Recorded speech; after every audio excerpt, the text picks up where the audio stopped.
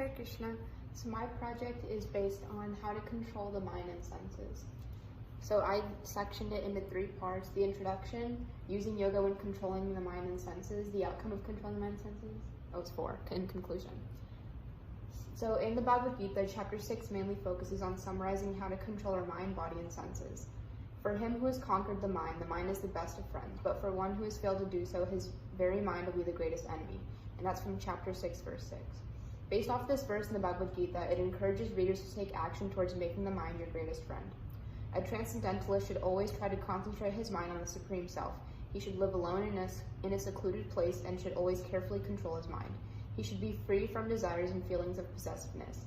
That's from chapter 6, verse 10.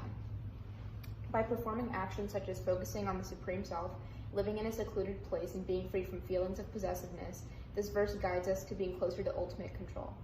And then I drew a picture of the 5 horses and 5 senses picture from the Bhagavad Gita, which symbolizes, each horse symbolizes one sense.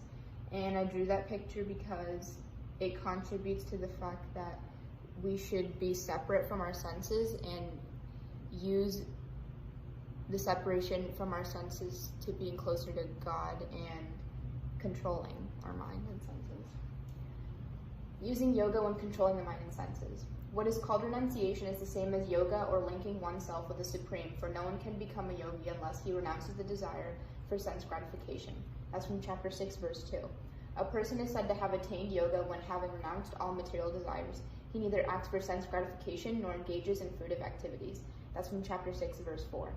Different types of yoga exist in Krishna consciousness, such as Bhakti Yoga, Jnana Yoga, Karma Yoga, etc., that have been used by great devotees that seek control over the mind and body.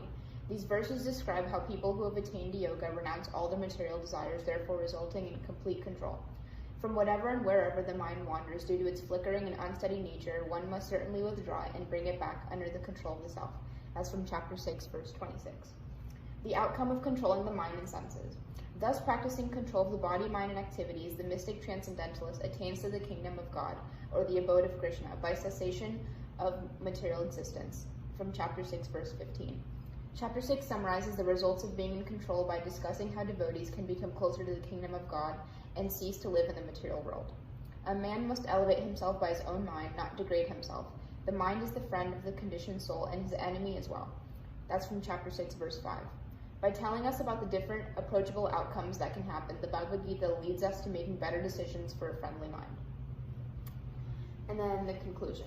The state of perfection is called trance or samadhi, when one's mind is completely restrained from material mental activities by the practice of yoga. This is characterized by one's ability to see the self by the pure mind and to relish and rejoice in the self. In that joyous state, one is situated in boundless transcendental happiness and enjoys himself through transcendental senses. Established thus, one never departs from the truth, and upon gaining this, he thinks there is no greater gain. Being situated in such a position, one is never shaken, even in the midst of great difficulty. This indeed is actual freedom from all miseries arising from material contact. That's from chapter 6, summarizing from verses 20 to 23. And then I drew this picture which shows the planetary system that's based off the Bhagavad Gita, and how we should use this picture to visualize the different planetary systems. And it shows the material worlds and then the heavenly worlds, and Golokdham, and where Krishna lives, to just help us visualize where we should be going and where we should be departing from. And that's it. That's my project. Thank you. Hare Krishna.